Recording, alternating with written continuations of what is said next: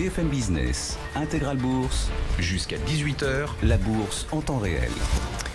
Et on va maintenant revenir sur les marchés américains avec Julie Jourdan qui est au téléphone avec nous. Bonjour Julie. Bonjour. Vous êtes gérante actions américaines chez Mansartis. Un commentaire d'abord sur la réorganisation du Dow Jones, ça a été annoncé hier. Gros remaniement, ExxonMobil, Pfizer, Raytheon, toutes ces entreprises vont sortir du Dow Jones et vont être remplacées par Salesforce, c'est un éditeur de logiciels, Amgen, c'est une biotech, et Honeywell. C'est le plus gros remaniement du Dow Jones depuis 2013. Quel commentaire est-ce que vous en tirez ? Je crois qu'en fait, déjà il faut se rappeler, on a le catalyseur de ce changement, c'est la division de l'action Apple suite au split qui avait été annoncé après la publication des résultats, qui divise le cours de son action en fait en par 4. Donc dans ce contexte-là, on a un indice qui est assez singulier, le Dow Jones, puisque c'est ce qu'on appelle le prix est déterminant sur la contribution de chacun des composantes de l'indice. Et dans ce cadre-là, en fait, cette division, ce split d'Apple aurait eu un impact tout à fait négatif sur le poids de la technologie, en fait, au sein de cet indicateur. Et c'est vrai qu'en fait, le Dow Jones, au cours de cette grande modification, ce qu'ils veulent véritablement, c'est repondérer les secteurs pour être plus en conformité avec l'économie américaine, c'est-à-dire avoir sans doute moins d'énergie, ce qui est conforme à ce que l'on voit dans d'autres indicateurs, d'autres indices. Le S&P 500 aujourd'hui, le secteur de l'énergie ne pèse plus que 2,5%. C'était plus de 11% il y a 10 ans.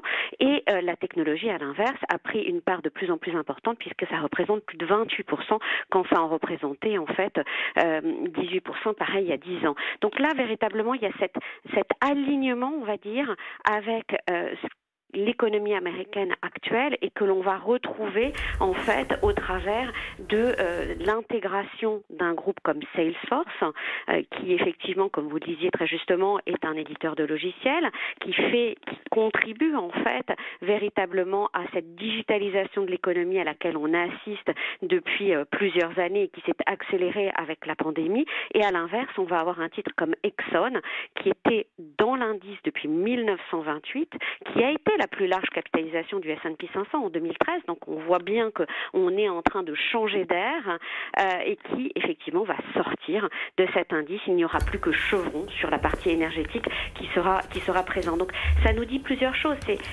l'économie américaine a changé et finalement des grands acteurs comme Exxon peuvent un jour finalement sortir de cet indice phare. Alors après attention, le Dow Jones c'est un indice qui est un indice extrêmement connu. Après aujourd'hui c'est un indice qui est beaucoup moins suivi dans la gestion d'actifs que le S&P 500. Donc cette mesure elle est très symbolique, plus que avoir un impact majeur, mais ça reste quand même une mesure symbolique très forte. Oui, ExxonMobil qui sort du Dow Jones, ça montre bien qu'il n'y a pas de vache sacrée. Les technologies américaines, on en parlait, ce sont toujours les stars de la cote. Aux États-Unis, elles ont eu un été absolument euphorique, et on l'a vu encore avec les résultats de Salesforce qui sont très bien accueillis.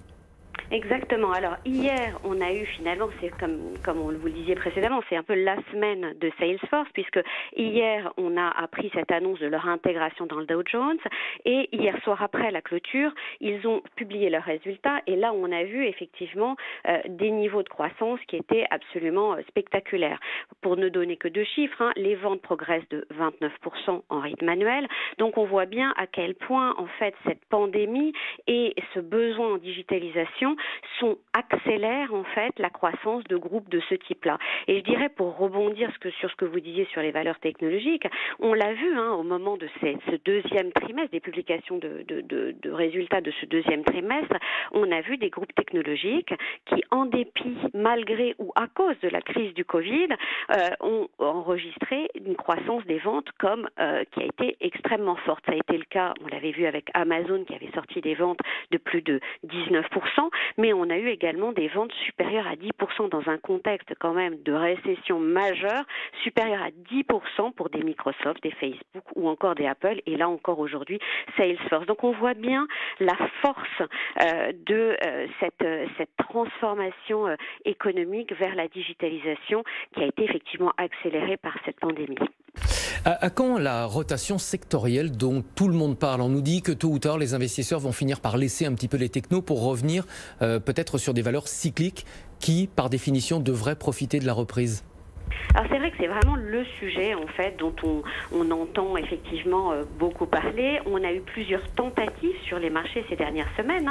Est-ce que à chaque fois qu'on entend parler effectivement de l'annonce d'une phase, une nouvelle phase, notamment dans le développement ou dans les tests de vaccins, effectivement on a des tentatives de rotation sectorielle. C'est vrai qu'il y a deux choses. La première, c'est exactement ce que vous dites, à savoir on a des secteurs qui ont été mis à l'arrêt et qui continuent de souffrir des mesures qui sont liées à l'endiguement de la pandémie. C'est le tourisme, c'est la restauration, c'est le transport aérien, c'est le pétrole, c'est les banques, puisqu'elles subissent les conséquences aussi d'une augmentation des risques. Et la perspective de la fin d'une épidémie, que ce soit au travers d'un vaccin en particulier, mais aussi au travers éventuellement de traitements de la maladie, permettrait en fait une forme de renormalisation de l'activité de ces acteurs. Donc bien sûr, c'est observé de très près et ces éléments-là pourraient en effet se traduire par une rotation sectorielle ou, à défaut d'une rotation sectorielle, un regain d'intérêt pour ces secteurs-là. Pourquoi je dis à défaut d'une rotation sectorielle? Parce que de l'autre côté, bien sûr qu'on a vu la crise de la Covid qui a permis en fait d'accélérer cette digitalisation, mais cette digitalisation, elle n'est pas là pour s'arrêter. Elle s'est accélérée, elle va s'amplifier. On est dans une tendance longue et une transition qui est réelle et durable, et c'est quelque chose qui va se poursuivre. Donc le fait qu'on revienne à la normale peut effectivement se traduire par un regain d'intérêt pour les valeurs cycliques qui ont été extrêmement attaquées pendant cette crise. Est-ce que pour autant on aura une désaffection des secteurs qui ont bénéficié de cette pandémie ou qui ont bénéficié d'une accélération de leur activité pendant cette pandémie? Ça, c'est encore à voir. Donc on verra ça effectivement dans les prochaines semaines, dans les prochains mois. Un tout dernier mot, Julie, l'élection américaine dans un peu plus de 2 mois. Est-ce que l'un des scénarios est déjà pricé par le marché? Alors aujourd'hui, c'est très difficile. On n'a pas de visibilité. Ce qu'on sait aujourd'hui, c'est que Joe Biden est actuellement donné favori dans les sondages.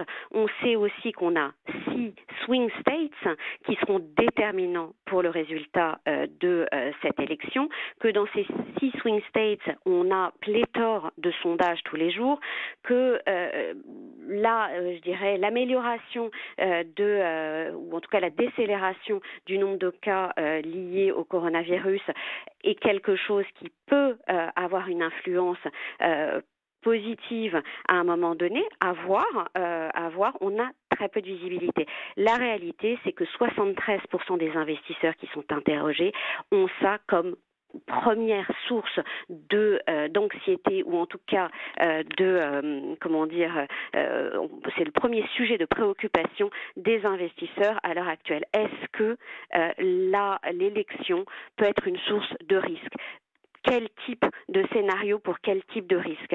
Et c'est vraiment ça qui aujourd'hui est en tête des priorités des investisseurs, sachant que du côté démocrate, on a quelqu'un qui appartient aux démocrates plutôt modéré, qui a choisi une vice-présidente qui est également modérée et dont le programme aujourd'hui est certes un programme qui implique une hausse des impôts des entreprises, mais qui finalement est relativement conforme à ce qui peut être attendu. Donc il va falloir voir un petit peu, avoir plus de visibilité à ce stade, mais à ce stade, il n'y a pas de grande surprise qui est attendue de cette élection, quel que soit le candidat qui soit élu.